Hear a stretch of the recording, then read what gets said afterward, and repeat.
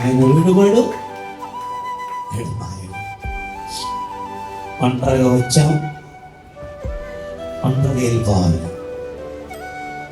ఒక్కడిగానే మిగిలిపోవాలి. ఎప్పటికైనా అది భార్య భర్తల సావాసం కావచ్చు, సంఘ సావాసం కావచ్చు, బంధుత్వం సావాసం కావచ్చు. ఏదొక రోజు నువ్వు అక్కడగా మిగిలిపోవాలి. హల్లెలూయా. ఆయన దేవుడే చేస్తాడు. ఒక తల్లి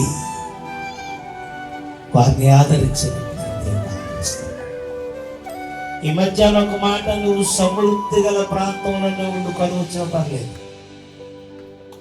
దేవుడు ఏ ప్రాంతంలో నిన్ను నిలబెట్టుకున్నాడు, దేవుడు నీకు ఏ సావాసం ఇచ్చాడు, ఆ సావాసం నిలబడా.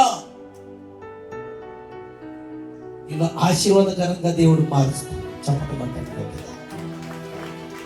హల్లెలూయా.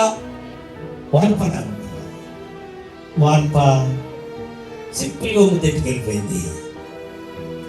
కానీ నువ్వుతో అత్త బతుకున్నంతకాలం మొత్తం గడుపునే ఉంది. చెప్పమంటాడు.